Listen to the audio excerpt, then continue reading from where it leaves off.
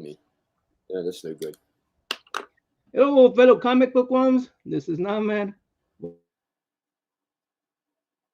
Connection today, but we have a great guest today, Mr. G himself, Mr. Big G himself, Greg LaRocque.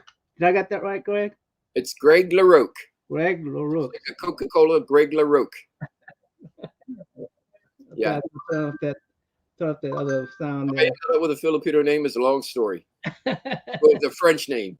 French name. Okay. Well, what? Well, tell us about your name then. Go ahead and tell us My your name. dad immigrated to the U.S. in his 20s. He landed in California and became a citizen years after. While he was in California, he changed his name. The Filipino name was Bienvenido Requeño Bautista de Guzman. Okay, I'll remember that. Anyone write that all down? So he changed his legal name to Benny LaRocque. He liked the name Benny LaRocque because while he was in California, he tried to get some jobs as an actor. He got one job as a background, a guy just, what do you call him, an extra in a war movie, and that was it. We actually, I was telling you in the backstage, we had actually a lot of Filipino artists this month. We had a Philip Tan, we had a girl named Alex. I forgot her last name, but we had a girl named Alex. She's a Filipino Chinese, I think. And yeah, it's a Well, the comic industry is rich with Filipino artists. Going back to when I was working with Marvel, Rudy Nebres, um, Alfredo Alcala, if that's how you pronounce it, Alcala. Akela. Um, Jojo. Not Ernie Chan. He wasn't Filipino, but also there's another Filipino artist that came out. His name isn't coming to mind right. Oh, Tony DeZuniga. Yeah, maybe the most talented of the group. Why you guys have such a hard name for me to pronounce?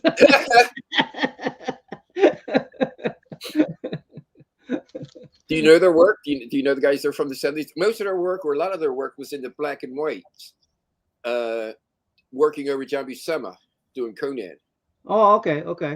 Yeah, but oh man, these guys knew how to use that brush. Cool. By the way, I'm going to so that people will know during the interview, this is your first Marvel work. That is the very first Spider-Man story that I drew. I Oh, had the been with first Spider-Man. Marvel maybe for a couple months. Okay. I did a Thor. I can't remember what else. Some ROM work, Power Man and Iron Fist, and they gave me this almost as a tryout to see how I could handle Spider-Man. So, I did this one and then another one as a fill-in, and before you know it, I was offered a Marvel team up on a monthly basis. so is it internal work or the cover too? The internal work, the covers by John Romita Jr. Oh, okay. John Romita Jr. That was we started at Marvel almost the same time. He was there a little bit earlier than me. Okay. Let me go ahead and show people the internal work since. Uh-huh. Okay. You got any spread in here that I should go to? Any what? Any spread like a centerfold or? The first page, the splash page, number one. I think he's jumping into a fire scene. Oh yeah, there it is. Get some good. Splash page. Yeah. Yeah. And then in the end, he's got a battle with the Molten Man. All right.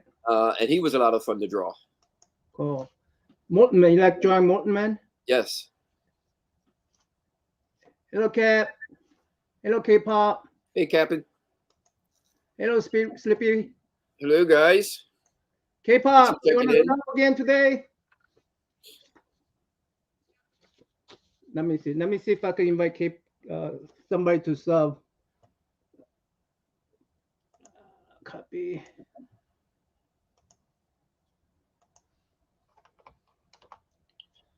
There you go.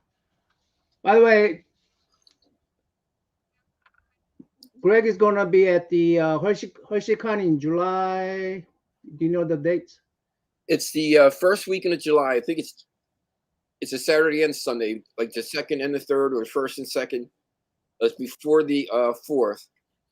And it's HersheyCon. It's in Hershey, Pennsylvania. It's a 2-day show. It's going to be great. I'll be there. Al Milgram's going to be there. My son Justin is going to be there doing some broadcasting. Right. A bunch of other people, a bunch of other artists, some wrestlers. By the way, Justin is the right no good comic. Yes. No good comic. Got more fans, more popular than his dad. So Yeah. in the comic book community. Well, he'll be there, and I told Justin that I'll be there. Well, Oh, I'm going great. to go to Greg's table and get these signed. I got like 4 of them. I'm going to probably give about 3 of them away during this show.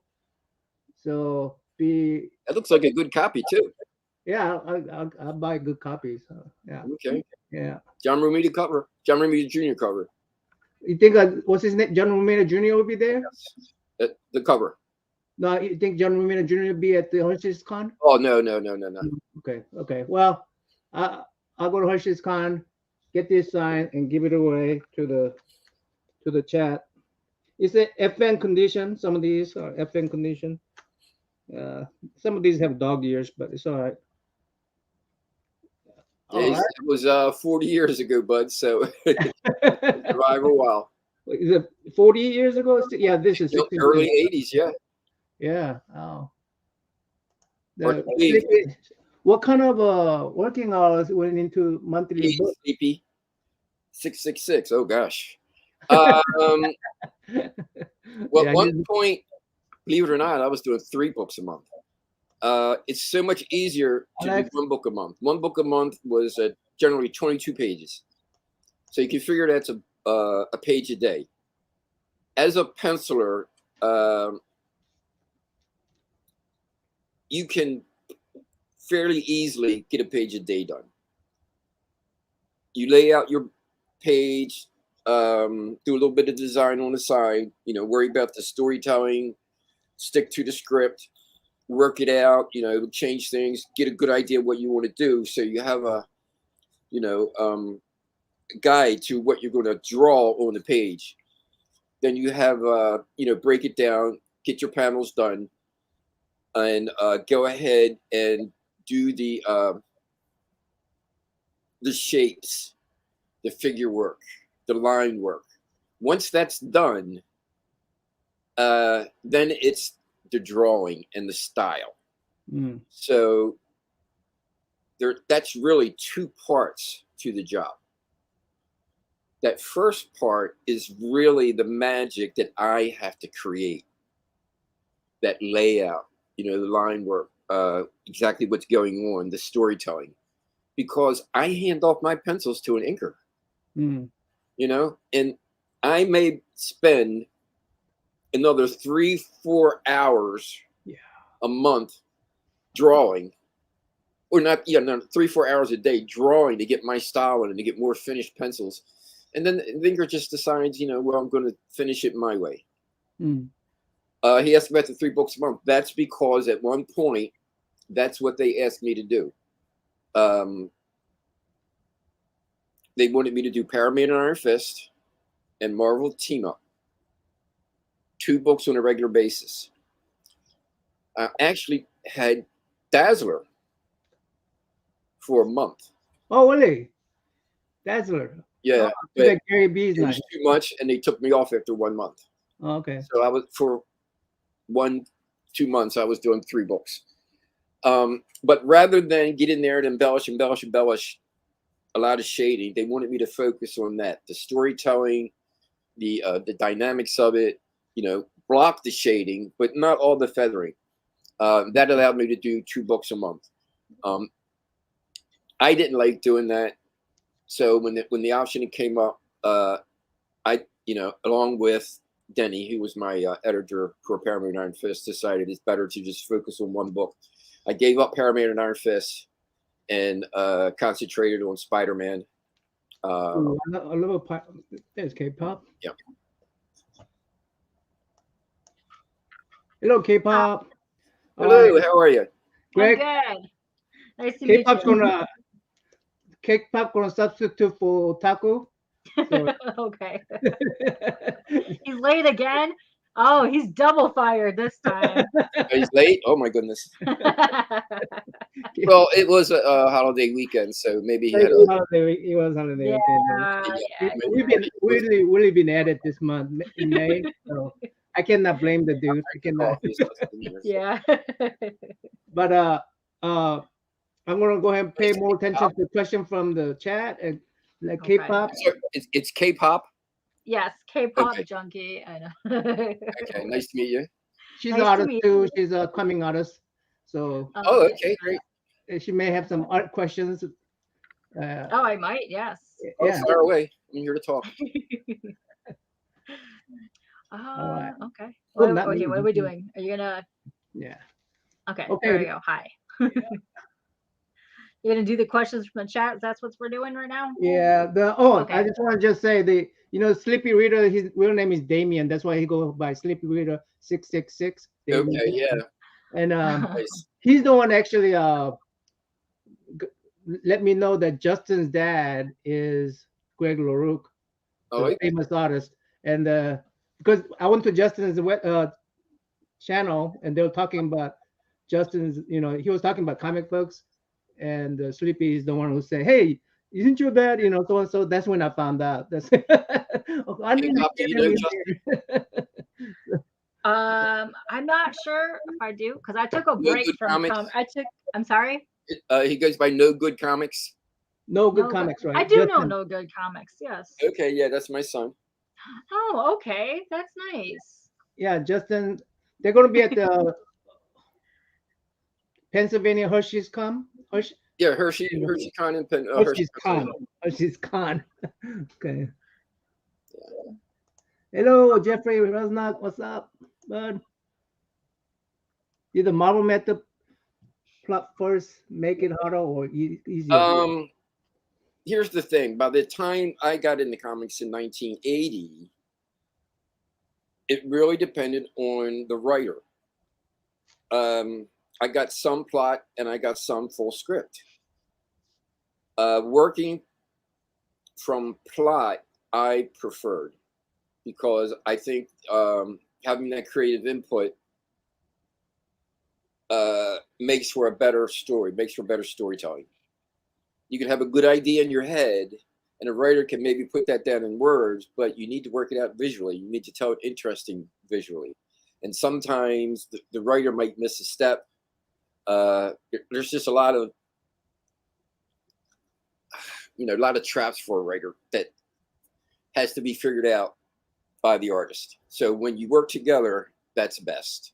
Sometimes the writer doesn't want to work with an artist and is very, strict about, I want this, I want that. I mean, I've had scripts where they, give you 3 panels, like, give me J. Jonah Jameson's head on the left, looking over the right shoulder. Peter enters the office. I don't need that. Come on. Tell me that he's entering the office and there's going to be some conversation. So you guys talking about? You guys talking about Marvel, the Do It Marvel Way book? Is that what you guys talking about here?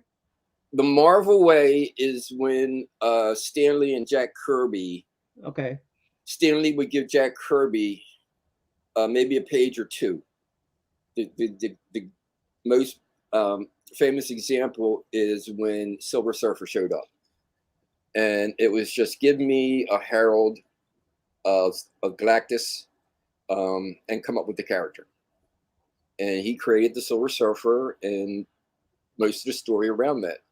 I've never seen one of the scripts, but there was certainly some controversy on how much Stan grabbed the credit, how much Jack actually did. I did just think it was a great collaboration. For me, I see Stan, oversaw the Marvel Universe, created the different characters, but just gave great freedom to his artists to contribute. And that's why, all the books had that bit of magic to it. It's a shame that sometimes the artist nowadays is kind of like the work for hire guy, kind of like drives me crazy. So yeah, finding a writer who wants that collaboration is great. The writer that doesn't micromanage. I'm sorry. A writer, you want writer that doesn't micromanage. Correct. And in Yeah. that order. I tell you, the writer that did that best with me was Bill Loebs on Flash. He did not work script; he worked plot, and told me basically what was going on. Put a bunch of interesting things in, and just left me room to go with it, you know, and to tell it. So yeah, that was a lot of fun. No man. And Slippy is a bit of an artist himself, and he keeps a lot of art history with him. Yeah, that was Stan Lee's way, and I think they did that for a long time. I'm not sure how often it was done in the 70s. I know in late 70s when Jim Shooter took over, that's when they started the work for hire contract, Mm. and the artist was told, "You're to illustrate the story. You're not to create a story." So Hello, Fox Lang. Hey, We got a Fox. lot of artists coming in here today. In the K-pop. Yeah, I invited them to come say hi. So I have a question about you being an artist. So yes, were you an artist that somehow stumbled into comics, or were you a comic fan that wanted to become a comic artist? yeah, good question. I love that question. I tell people all the time that I was born with a pencil in my hand, Okay. and that was before I discovered comics. I love to draw, and the first things I used to draw were like celebrities, TV stars, sports figures. And I used to get the pictures from the Sunday newspaper. They had a couple of little pullouts, TV Guide magazine, Yes. and something called, I forget what it was called, but it was a little Reader's Digest type of thing. Parade magazine, I think what it was. Oh, okay. Yeah. Celebrity on the cover.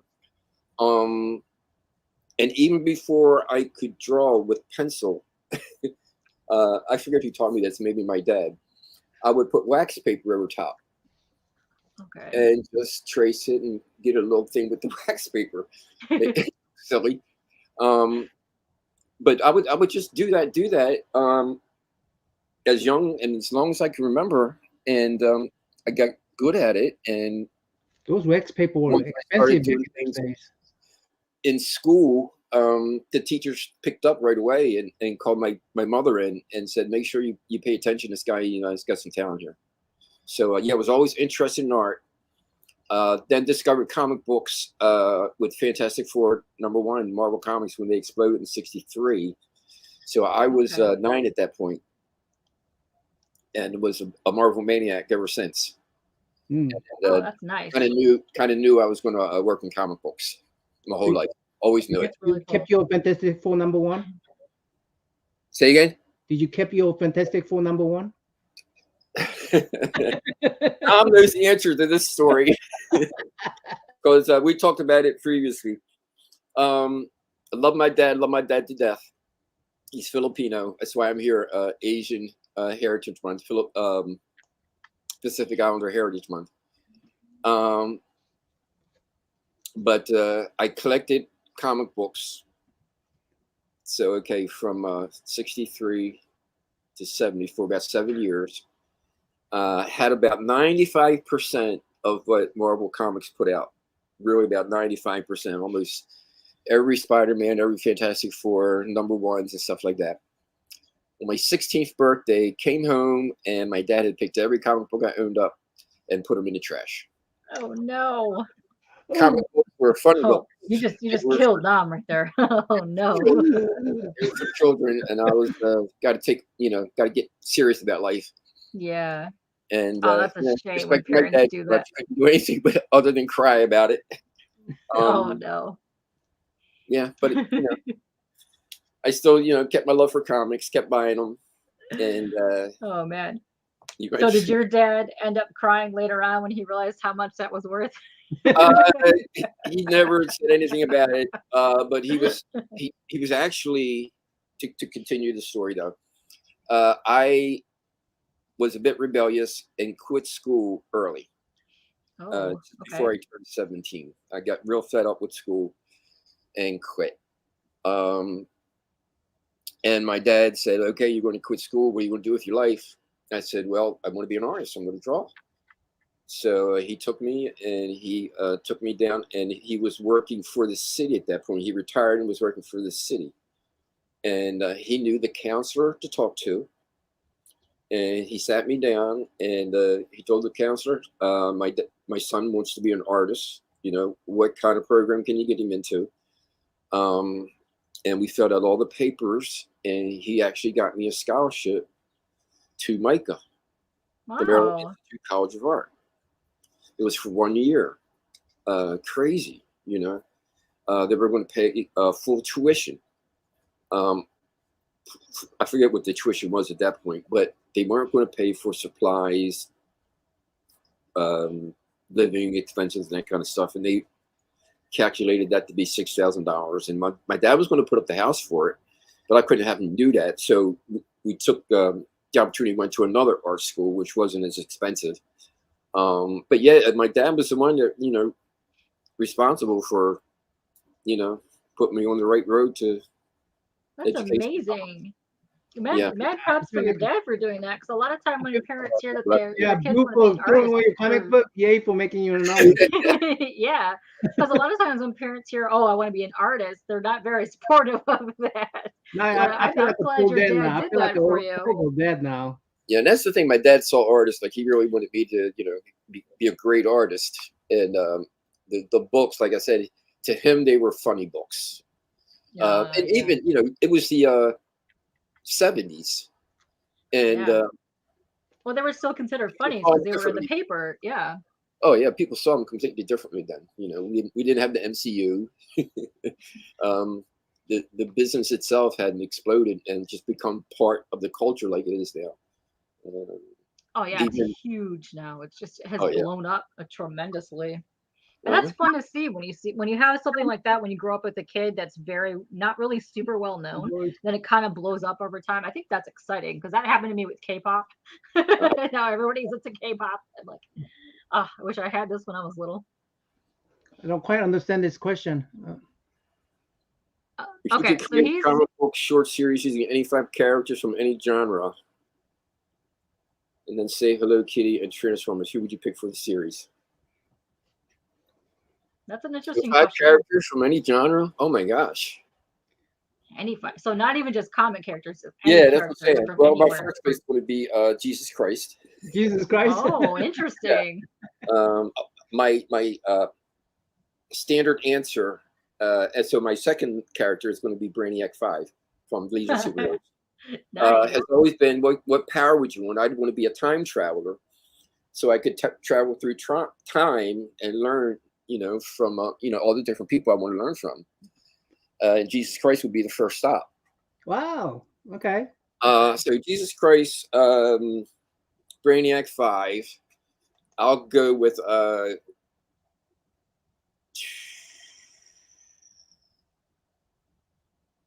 unforgiving character, Clint Eastwood. Oh, interesting. Okay. Also go with the John Wayne Searcher character, Cowboy, Okay. of that guy. That's a good mix so far. Good mix. Yeah, and then Marilyn Monroe. Oh You yeah. gotta have some kind You of gotta babe have in there. systems. You gotta have. Even it out. You gotta Marilyn Monroe.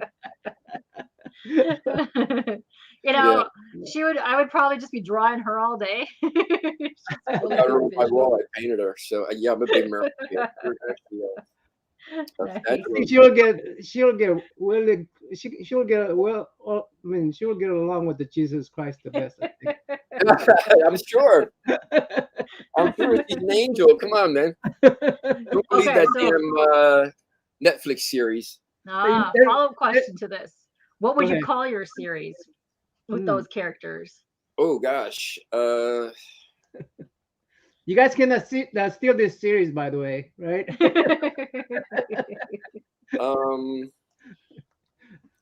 I would call, well, in honor of the John Wayne and is it John Ford, the director of The Searchers? Called them The Searchers. Okay. All right. Yeah, I like that. I love that title. They actually named a Elvis Presley series The Searcher, because he Okay. was always reading and searching. I love the idea that in life you're always searching for answers. You know, the guys who think they know everything and have all the answers, what idiots. You know, No, we're because always that puts a looking, blinder up, and they you'll won't always let be them learning. learn Okay. anything new or see anything else. Greg, because you revealed those 5 secrets, I mean 5 characters, I have to reveal my story because of how relatable this is to your 5 characters. This is one of my, and chat room and everybody in the panel, don't steal my idea, okay? Okay. This is I'll one try of my not to. first science fiction story I ever wrote as a kid, and it's a time traveler. Yeah. He figures out how to travel back in time, Hmm. but he's a devout Christian. Okay. During his time, that's I guess somewhere in the future, right? During his time, nobody believes in God. They all abandon God, right? So he see all these heresies, and as a devout Christian, he wants to do something about it, and he figure out how to travel through time, and he goes back into Adam and Eve days, and put a shield around the fig tree or apple tree, so that Adam and Eve won't eat that, they don't sin, right? So we could have one more right there. It's one of the characters. And then and when he comes back, he realized he comes to a perfect place. There's no Bible. There's only one stone tablet. It describes how Christ saved the whole world from the sinful world. Hmm. And then he gets angry. He see all these kids who are just running around with the lions and tigers, and nobody's preying on anybody. They're all pure and everything. Yeah. And he gets Everybody's naked too. Huh? That's a plus. Everybody's naked. Yeah, they're all naked. And he goes, wait, Christ didn't do this. I did this, right? So he gets angry. And all these people are looking at him because they never saw that anger before, right? And he says, you know what? Only sin left in this world is me.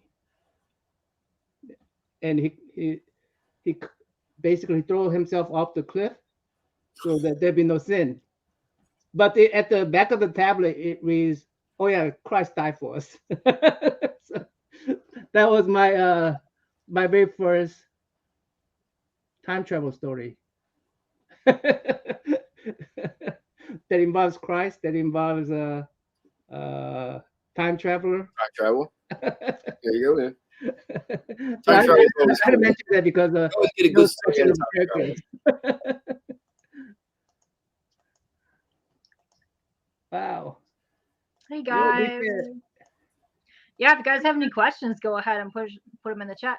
So it looks like Fish and a couple other guys want to meet you up at Hershey's again. They got some stuff they want signed. By the way, Nice. did I tell you guys? Those of you come up late, I'm It's gonna. a 2-day show. We're there Saturday and Sunday. Joe Figured is basically taking over the whole hotel. He says, and that's all the conference rooms and stuff. And Roy Thomas is going to be there. I'm going to be there. El Norman's going to be there. Tony Atlas, the restaurant's going to be there. Oh, ooh, It'll be great. that's cool. I've been to shows with Tony Atlas. He entertains the crowd. He's I a good bet, guy. yeah. Draws and That's a everything. good He's a one. good guy. Are you gonna go to any other? You have any other cons coming up? I'm going to Sarasota, Florida in Okay. August. Hey, I'm also going to Kentucky right after that. I got Hershey planned. I will probably do Baltimore Comic Con again this year. Okay. And one I suggest everybody get to if they can.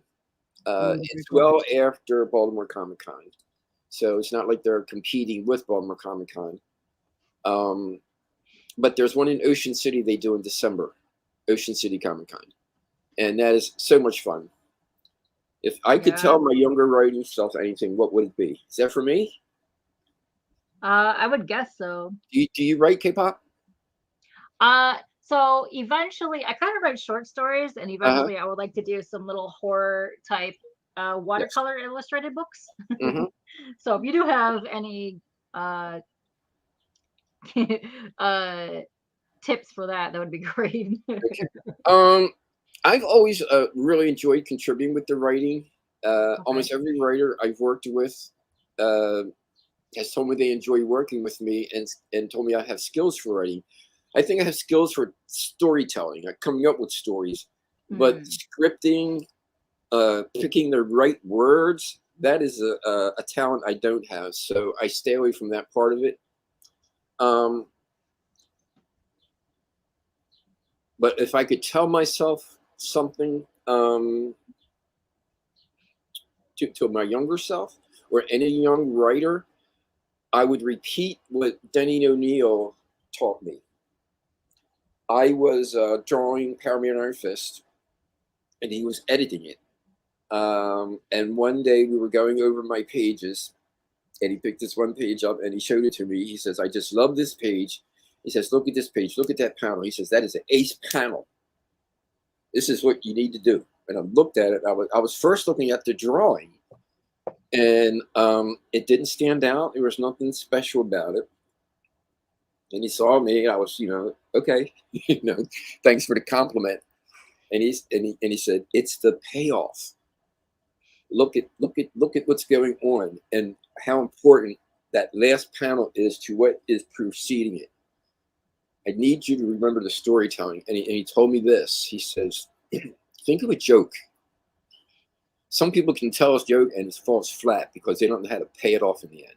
You need to build something up and know how to pay it off." And that's what that particular panel did. And I saw it through his eyes at that particular time. And it just made so much more sense to me then. So that I just realized then about how, some people could sing, some people could tell a joke. Storytelling, putting those right panels together to engross, the reader into the story. That is the magic of what we do in comic books, and that's what our contribution as artists, as the illustrator of the story is. And understanding that there's a pace and a joke and a story, and you're setting something up for that payoff, for that punchline, for that, there's a lot of words for it. You hook them in, and there's just a lot of things. But that's what I would tell them. It's just not drawing. Yeah. It's storytelling and understanding that it's even storytelling isn't just words. It's seeing it in pictures.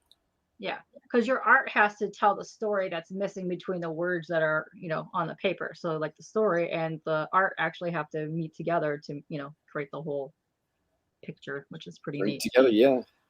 Picture's worth 1,000 words. Yeah. Have you ever tried to tell a story just with your art, without any script? I always have something going through my head, and I actually just have developed like not a 20, I'm in the middle of it. It's just an idea now of a story that's 22 pages long with no words. It's just action. No, not action, but just the storytelling. That's cool. Yeah. I recently picked up it's a day in the life of a cat book, and there's really no words to it, and just about the cat lodging around, but just the panels alone are enough to tell like the story of this cat and how this cat's day went. It's adorable. My dog barking up the storm. Just give me 1 second. Okay, sure. Ben, is that you? Hello, Munch. How are you? Hey guys. Master Don. Is there anyone Okay, So I'll if you ask guys are that. just coming in, go ahead and leave your questions, and then you're going to be giving away that book at the end, right? Yeah, I'll be giving this away. But it will be.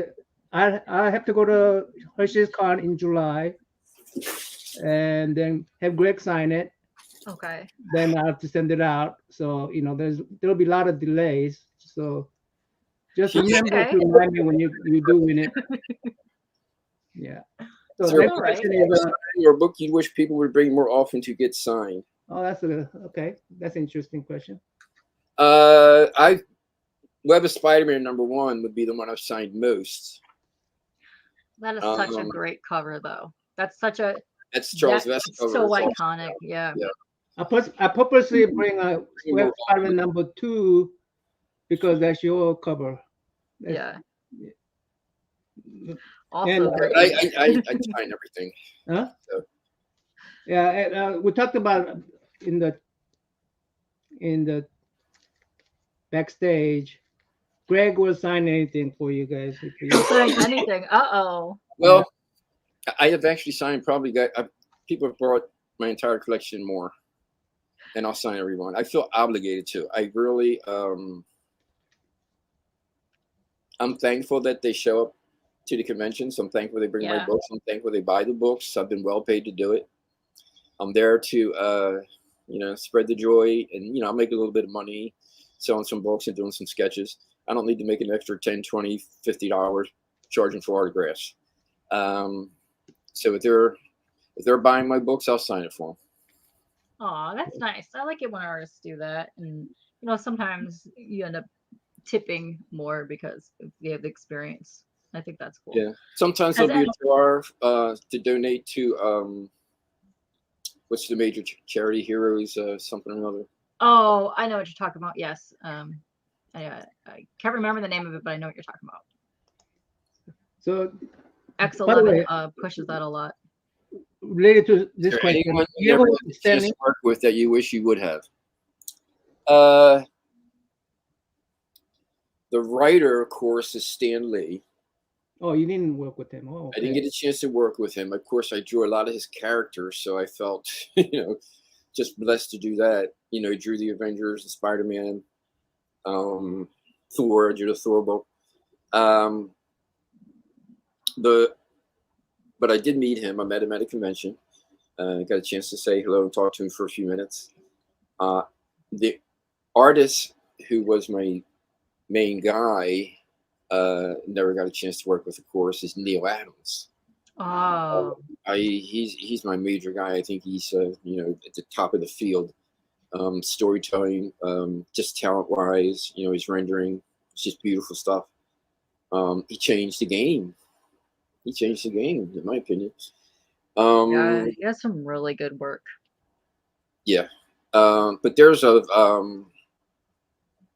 when I was penciling, there was a slew of inkers at that time that I didn't get a chance to work with. Marvel had a lot of in-house inkers.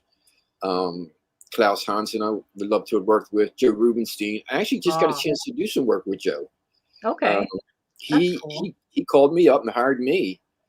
He was working on a project, a sci-fi project. It was a 20-page story. I penciled it and he inked it. Haven't seen it yet, but that's it's neat. Yeah, that's it's really awesome. It's being published. The main guy that I would have liked to work with. Nah, hard to say. With me, it was more books. I would have liked to work on, a bunch of books that I didn't get to work on. A couple were in production, but we never got it there.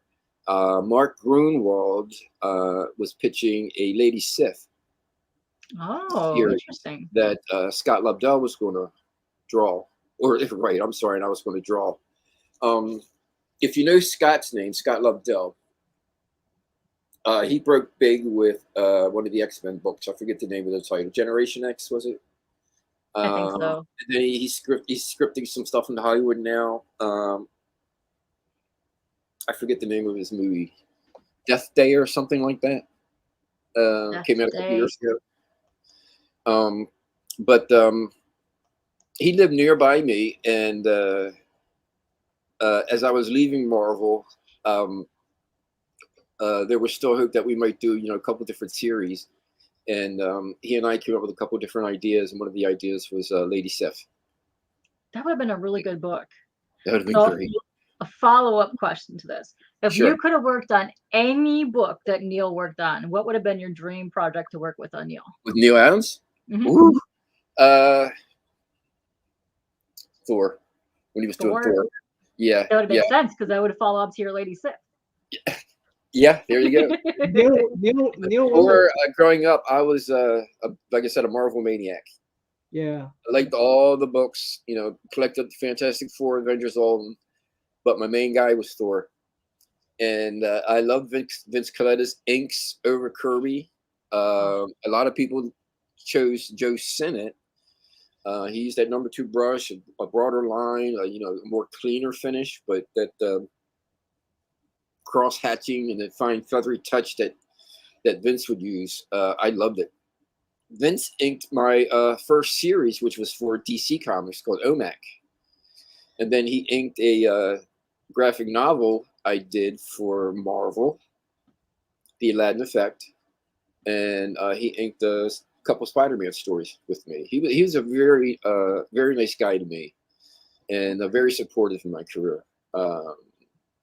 Just a sweet guy.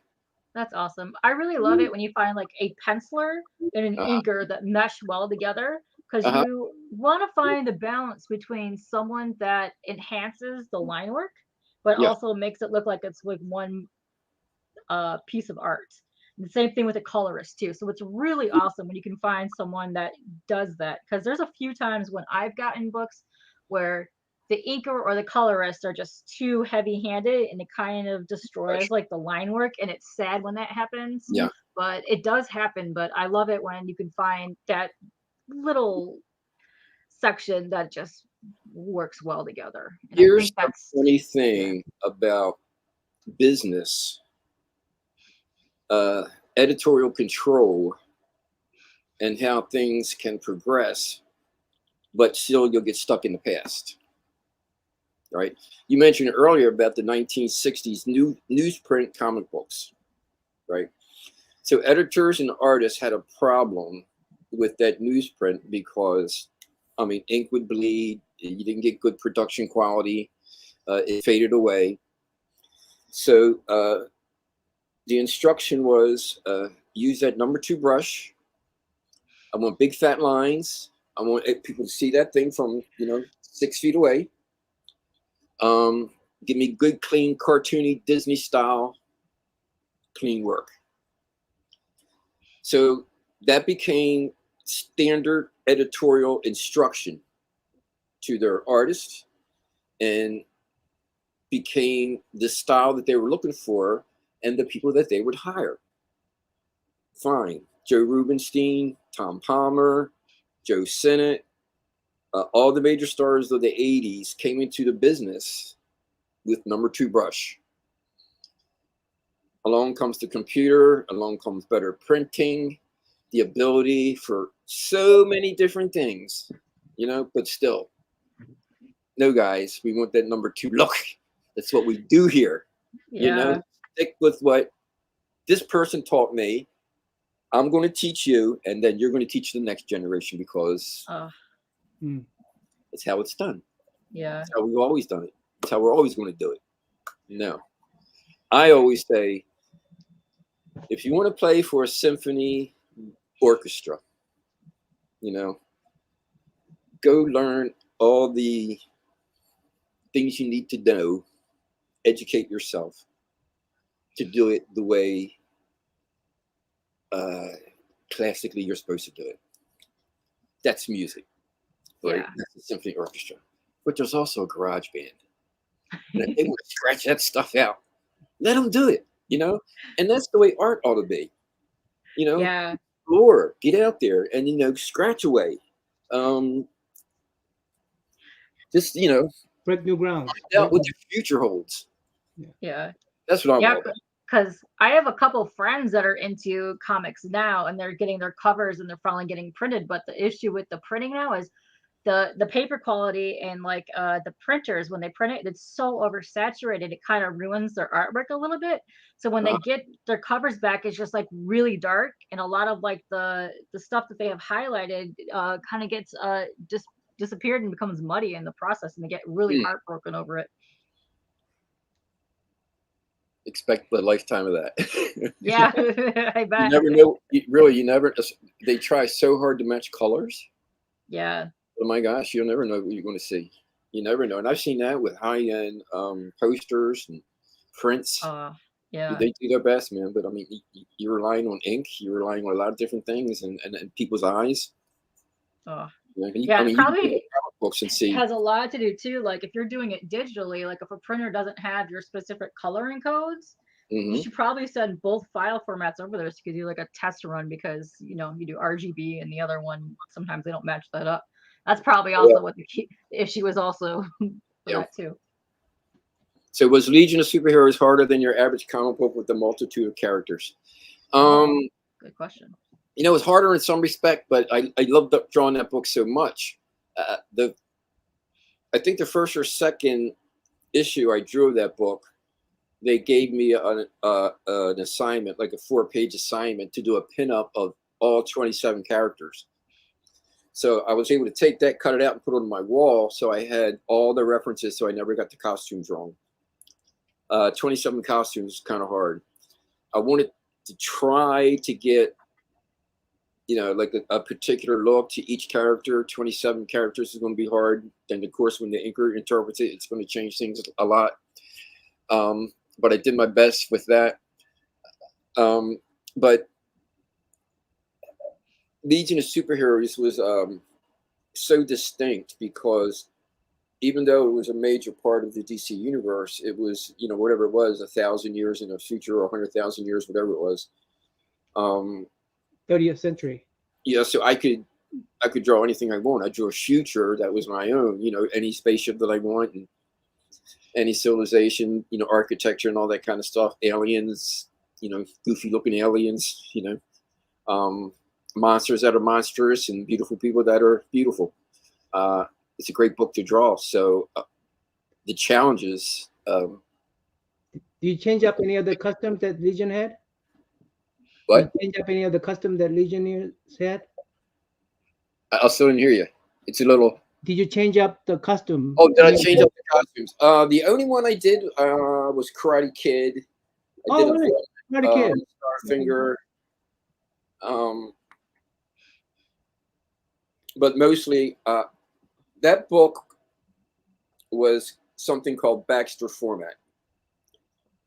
They came out a couple years before Image did.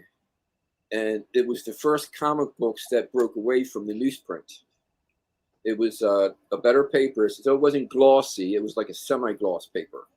But the inks were brighter, a little bit heavier. So I came on around issue 15, and new Legionnaires were introduced in the first issue of the launch of the book. So they had just introduced these new characters.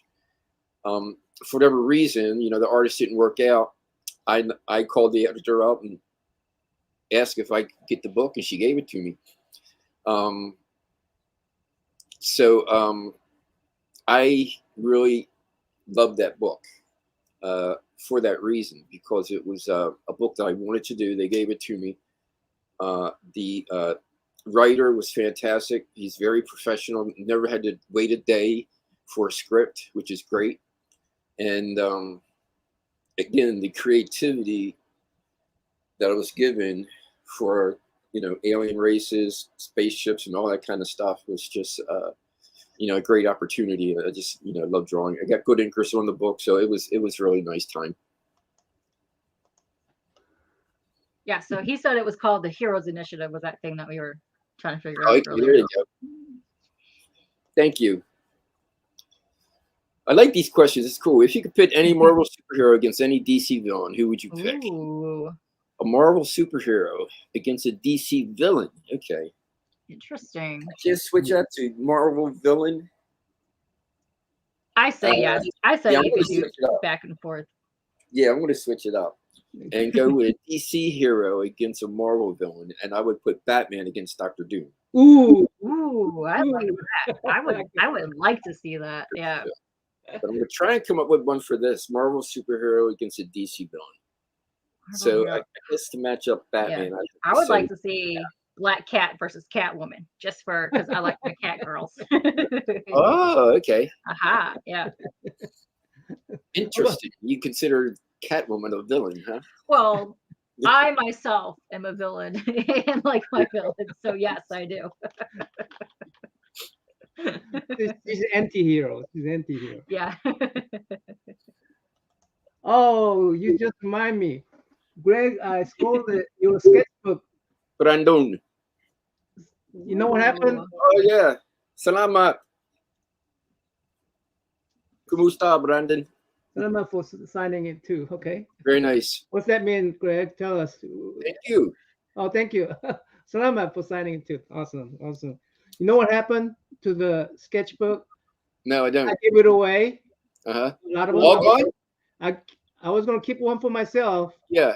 But I completely forgot about one giveaway, and I gave it away. So I'm going to have to come and pick up that sketchbook. Let me go ahead and give one of these books away. Let me give it. Sure. Hold on.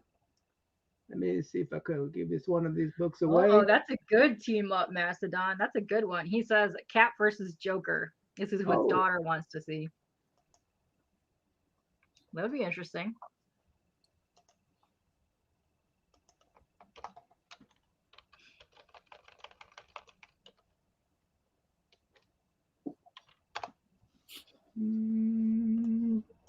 Was that a year ago that we did that first?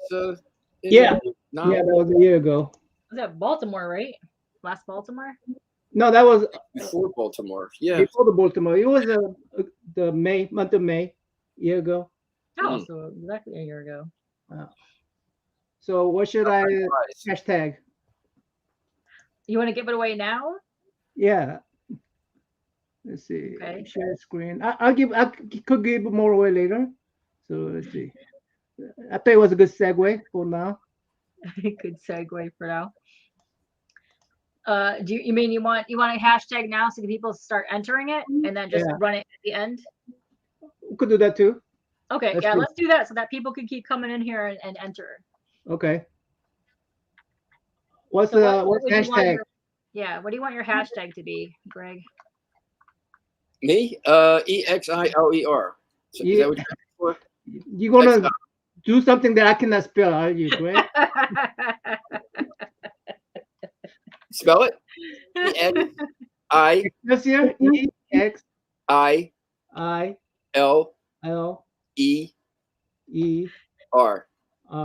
That's it. Exiler. Exiler. Studios is Exiled Studios.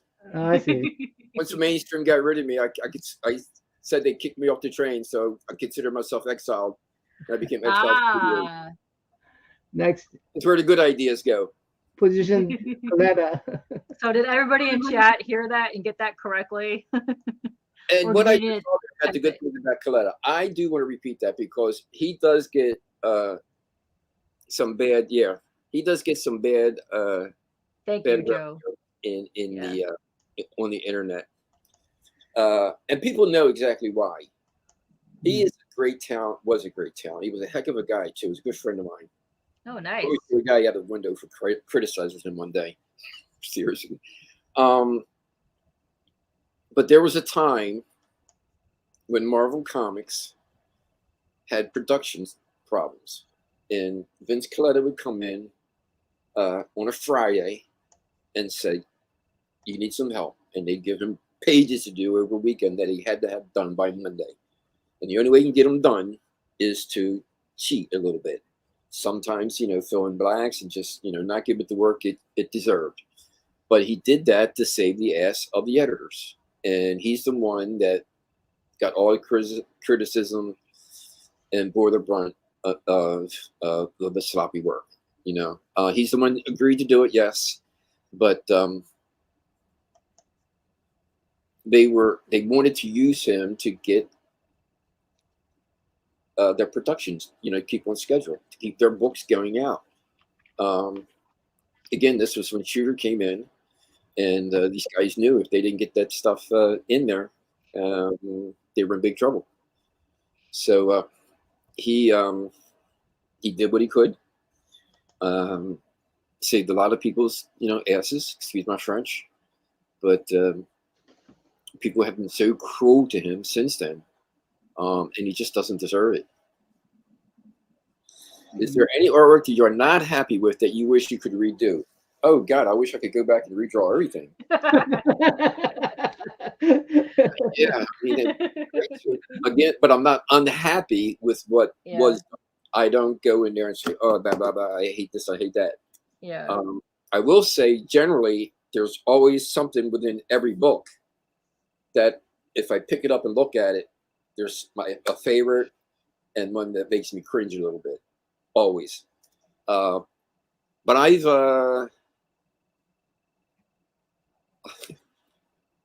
as humbly as I can say it, I've always been confident about my work. I feel well, good that's about good. it. I've been criticized by the best. I've been called brain dead by my editors. Oh dang. I know that art is a subjective thing. So some people are going to like my work and some people are not going to like my work.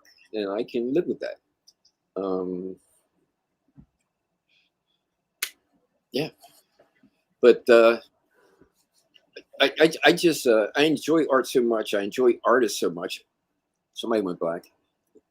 Did I? And I always want to be encouraging to young artists. Because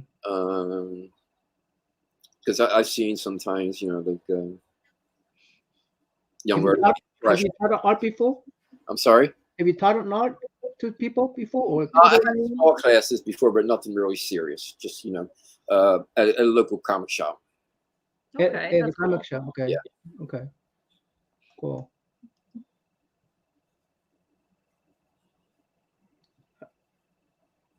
Oh, unions. Book union. I'm not crazy about unions. No, I don't like unions much in any kind of business, to be honest with you.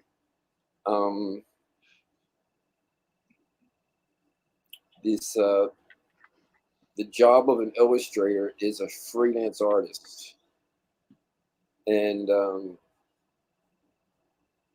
it's a hard business. It's a competitive business.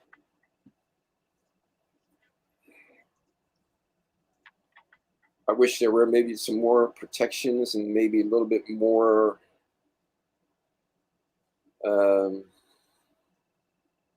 protections would be the word. Because we are at the mercy of the money people, and it's very easy to rip us off. I'm not even going to tell you how much money has been owed to me over the years by not being paid.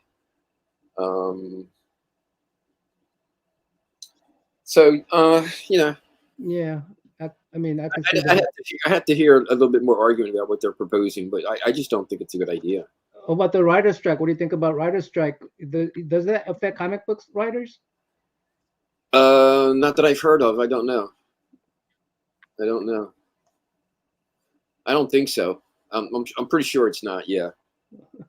My daughter would like to see Cap versus Joker. You guys read that already, right? I'm just getting behind. That one reread. Okay, good. Excelsior. So I have a question. So did somebody win the book yet? If you are a fan of, no, not yet. They're still entering. So probably towards the end when we get to end, people trying to come in. So if you've ever read a book that was not a comic, is there any book or novel that you would have loved to turn into a comic book? To do like a comic book for? Ivanhoe was cool. Ivanhoe? Okay. Yeah. My favorite book is it was actually made into a movie a couple of years ago. Of all people, God, what's her name now? Selma Hayek, The Prophet. If you know that book, I've never seen that one. Khalil Gibran. Again, that's a name I'm not even sure if I'm pronouncing it correct. It's a Prophet independent title, wasn't it? It's a what? Independent title. It's not a DC or Marvel. Oh, no. Then not the No, Prophet comic book. That was a book. Oh, okay. Yeah, A it's a novel. story book. Yeah. He was not I know he's Eastern somewhere, Middle Eastern somewhere. Philosopher. You know, Okay. he talks about basically the meaning of life. But it's told in such an illustrative way that it'd be real easy to interpret into little stories. So that could be very interesting. I would love to do that. That would be fun to see. I used to read that almost every summer. I I have a don't think follow-up I've read it question. since the pandemic, but I've got it sitting right here. That's awesome. Yeah, that's. I mean, it has a lot of things to learn about life. Meston says, if you I can't give handle my constructive kids wrong. criticism, you won't be in the business very long. What constructive criticism do you remember that you apply to your skill set? What is? God, it's tons of it. I came in never even hearing the word story time. I knew that we had panels, but I never heard the word story time. It was a story. I didn't know, the process is considered story time. So we had long conversations about that. I mean, your anatomy is never good enough. Your direction is never good enough. Here's what you got to understand about being a comic book illustrator. We get a typewritten script, words on the page. Then it's our job, almost like making a movie. Consider what you got to do, right? We hire the actors, right? We're the director who tells the actors, how to act. So we become the actors themselves. We're the cinematographer. We consider the camera angle. We consider the shading. We're the costume designer. What do you call it on set? A costume something. Is it designer? And we got to get it as close as we can historically accurate. Whether it's a Western, whether it's Roman Empire, we have to get important. Correct. We have to delicately, very delicately, be able to stereotype races. So the hats that we have to wear, the jobs that we have to do, is done by an army of people in the movies. And we have, to make 100 different decisions every day that goes into a single page. On top of all that, we have to be able to draw a lamppost in a car that looks like a lamppost in a car. From whatever time period that you're in also. So that's a lot of research right there.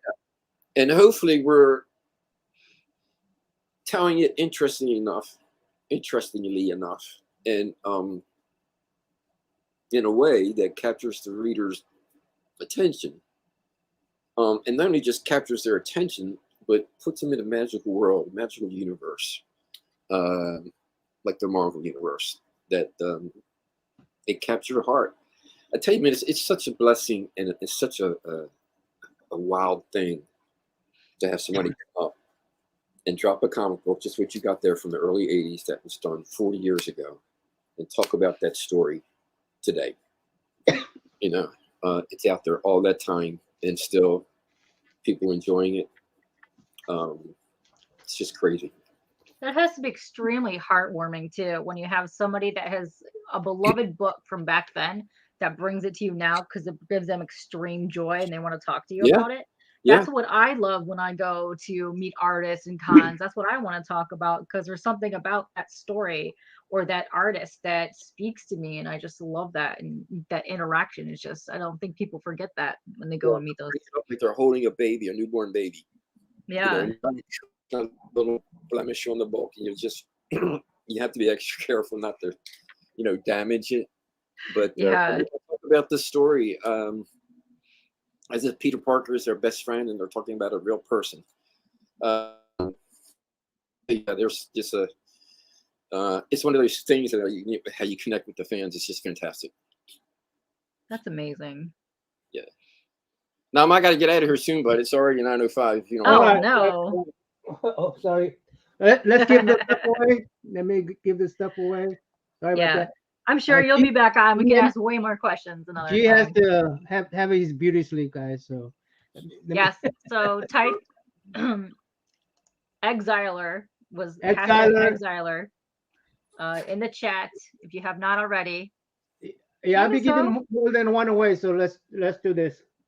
You're getting more than one away? Okay, Yeah. so Ready? hurry up and drop that if you guys have not dropped Well, it yeah, I yet. hear my son too. Okay. Hey, man. 5, 4, 3, 2, 1. Good luck, everybody. Woo!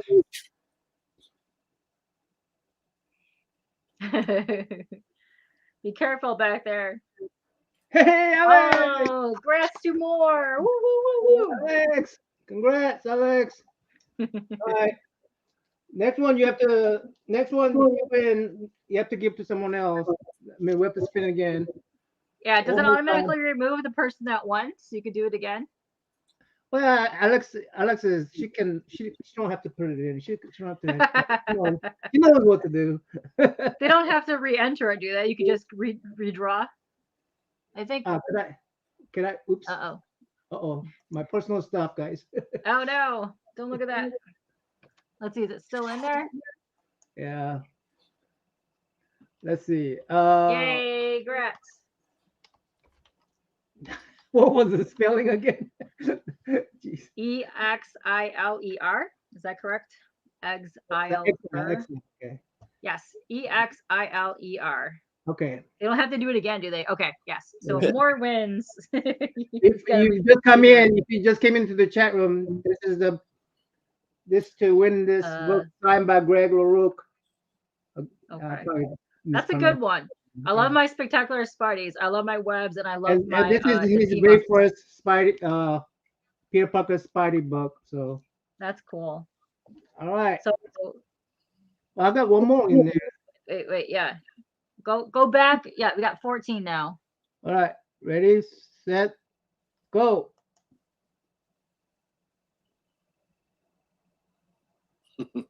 Very cool. Hey, sweetie. All right. Well done, guy. These two people that are very patient with my lateness, so that's good. I can tell you that. Huh? John Buscema and Tom Palmer vision there. I'm betting. All right. Let me go ahead and close this up so I could let Greg go get his beauty sleep. Greg, appreciate you, and I'm really looking forward to seeing you at the everybody come see me. Con. It'll be a great time. Yeah. A lot of chocolate around. And oh yeah. Conversation. Do what now? You guys can go to Hershey Park afterwards. Oh, Hershey Park. Is that like a playground? Is that like some kind of? It's the Hershey Park amusement park. Theme park. Yeah, theme park. Okay. Yeah, a lot of chocolate candy samples and stuff like that. Oh, okay. Oh, yeah. I could do those. I couldn't do that, but I could do the candies. Sweet. All right. Thanks, guys. Bye. Bye. Thanks, Chat. Here, guys. And congrats to the winners. Yay. Congrats.